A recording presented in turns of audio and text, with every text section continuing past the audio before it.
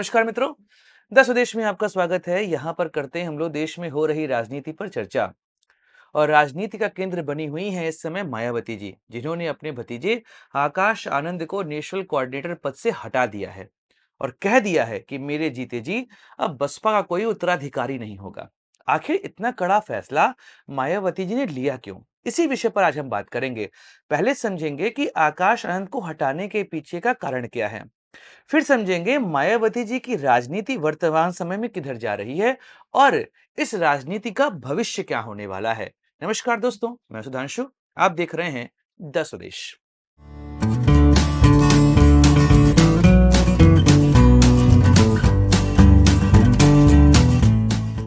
दोस्तों, मायावती जी उत्तर प्रदेश की राजनीति का महत्वपूर्ण चेहरा, 4 बार की मुख्यमंत्री, और उनकी सरकार को आज भी उत्तर प्रदेश में कई लोग याद करते हैं। 2007 से 2012 के दौर जब उनको पूर्ण बहुमत मिला था, उन्होंने जो जो यहाँ पर सरकार चलाई, उस सरकार की तारीफ आज भी बहुत लोग करते हैं। खासकर लॉ एंड ऑर्डर की सिचुएशन उत्तर प्रदेश में बहुत अच्छी हुआ करती थी।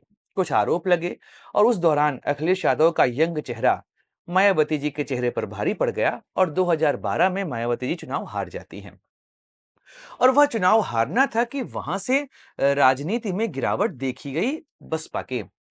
उसके बाद उन्होंने क्या किया कि भाई अब यंग चेहरा चाहिए था, तो उन्होंने अपने भतीजे आकाश आनंद को मौका दिया कि भाई आप आओ और अब आप आने वाले समय में बसपा को लीड करो।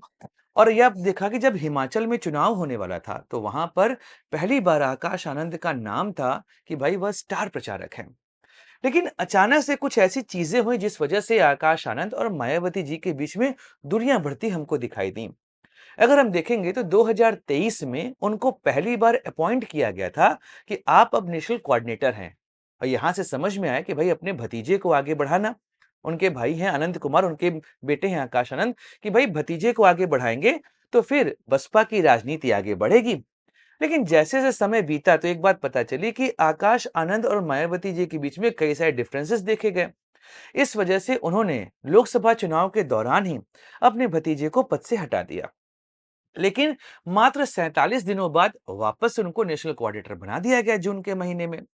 लेकिन फिर अब मायावती जी ने, आज चूंकि मीटिंग थी, 2 कुर्सियां रखी हुई थी और अचानक से उन्होंने क्या किया कि एक कुर्सी हटवा दी और कहा कि आकाश आनंद अब से नेशनल कोऑर्डिनेटर नहीं है और इसके पीछे उनके ससुर अशोक सिद्धार्थ जिम्मेदार हैं।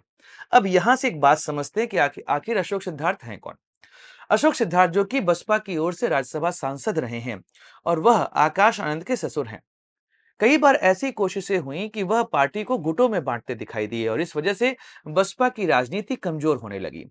तब बसपा, खासकर मायावती जी को यह लगा कि भाई अगर पार्टी में नए नए ध्रुव बनते जाएंगे तो ऐसे में पार्टी कमजोर होती जाएगी। अगर आप देखेंगे तो बसपा वैसे भी वर्तमान समय में अपने राजनीति के सबसे बुरे दौर से गुजर रही है। ऐसे में गुटबाजी को रुकना आवश्यक था। उन्होंने आकाश आनंद को कई सारे मौके दिए, लेकिन अशोक सिद्धार्थ वो उस बात को बहुत इन्फ्लुएंस कर रहे थे। इससे तंग आकर मायावती जी ने कहा कि भाई अब आकाश आनंद राजनीति में नहीं रहेंगे, बसपा में मैं अपना उत्तराधिकारी नहीं चुनने वाली हूं। आकाश आनंद की इस स्थिति के लिए उनके ससुर अशोक सिद्धार्थ जिम्मेदार हैं। अब देखिए, बसपा में आप देखेंगे तो मान्यवर काशीराम ने इस पार्टी का निर्माण किया और आगे चल के मायावती जी ने इस पार्टी को लीड किया और बसपा को वहां पर पहुंचाया जहां पर कोई उम्मीद नहीं कर रहा था। खासकर बसपा जो कि दलित उत्थान की पार्टी है, दलित वोट बैंक उनका प्रमुख था। लेकिन सोशल इंजीनियरिंग का जो कारनामा मायावती जी ने किया, जिसका रिजल्ट 2007 के विधानसभा चुनाव में देखने को मिला कि पूर्ण बहुमत की प्राप्ति हुई थी, तो मायावती जी ने इस पार्टी को बहुत आगे पहुंचाया है और ग्रास रूट से उठकर उन्होंने इस पार्टी को लीड किया है। मायावती जी हमेशा एक बात कहती थी कि मैं परिवारवाद के खिलाफ नहीं हूं। यहां तक कि काशीराम भी परिवारवाद के खिलाफ नहीं थे। उन्होंने कहा कि पार्टी के खिलाफ जो भी व्यक्ति जाएगा उसको मैं बाहर का रास्ता दिखाऊंगा, चाहे वह मेरे परिवार का ही व्यक्ति क्यों ना हो। इसी बात को मायावती जी इस समय आगे बढ़ा रही हैं, क्योंकि बसपा वर्तमान समय में एक बुरी स्थिति में है और ऐसे में अगर कोई व्यक्ति उस पार्टी को तोड़ने का प्रयास करेगा तो मायावती जी इस बात को नहीं सहने वाली है, क्योंकि उन्होंने इस पार्टी को अपनी मेहनत से यहां पर खड़ा किया है। बात यह है कि आखिर राजनीति में अब चीजें जाएंगी कहाँ? उन्होंने जब आकाश आनंद को हटाया तो अपने भाई आनंद कुमार को बना दिया, इस समय भाई आप सेक्रेटरी रहो, और उन्होंने रामजी गौतम को बना दिया जो कि राज्यसभा सांसद है बसपा की ओर से, उनको बना दिया नेशनल कोऑर्डिनेटर कि अब आप यह दोनों पद यहाँ पर देखोगे। क्योंकि इस समय बसपा की जो स्थिति है, वह स्थिति ऐसी है कि पूरे देश में उनकी राजनीति धीमे-धीमे नीचे की ओर आ रही है। पिछले कुछ समय में आप देखेंगे तो बसपा लगातार अपने वोट बैंक को खोती चली जा रही है। एक दौर में बसपा राष्ट्रीय पार्टी हुआ करती थी। उत्तर प्रदेश, मध्य प्रदेश, राजस्थान, हरियाणा, दिल्ली, उत्तराखंड, या कुछ ऐसे राज्य थे जहां पर बसपा का अच्छा खासा वोट बैंक हुआ करता था। और जहां-जहां भी दलित आबादी हुआ करती थी, वहां पर बसपा को ठीक-ठाक वोट मिला करते थे। 2007 के उत्तर प्रदेश विधानसभा चुनाव में बीएसपी को 30% से अधिक वोट मिले थे। आज वह वोट गिरकर 10% से नीचे आ चुके हैं। 206 सीट पाने वाली पार्टी इस समय एक सीट जो कि विधानसभा पे वहां पर आकर टिक गई है। 2019 में समाजवादी पार्टी से गठबंधन हुआ था, तब जाकर उनको 10 सीट मिली थी, लेकिन इस बार वह सीट गिरकर 0 पे आ चुकी है। दिल्ली में इस बार उनको मात्र आधा प्रतिशत वोट मिला है, मतलब 55,000 वोट उनको प्राप्त हुए हैं। यहां तक कि महाराष्ट्र, राजस्थान और हरियाणा में यह पार्टी प्रभाव तक नहीं डाल पाई है। अब मायावती जी को सोचना पड़ेगा कि उनको अपनी राजनीति कहां लेकर जानी है, क्योंकि अब उन्होंने यह कह दिया है कि भाई अब मैं यहां पर अपना उत्तराधिकारी नहीं चुनने वाली हूं। तो राजनीति में उनको वापस से अपने उस सोशल इंजीनियरिंग तरफ जाना पड़ेगा। पश्चिमी उत्तर प्रदेश उनका मुख्य वोट बैंक हुआ करता है। जाटो वोट आज भी उनके साथ जुड़ा हुआ है। लेकिन उनको बाकी जातियों को भी अपने साथ जोड़ना पड़ेगा, जैसे कि वह 2007 में जोड़ी थी। इसके लिए उनको नई लीडरशिप यहाँ पर तैयार करनी पड़ेगी।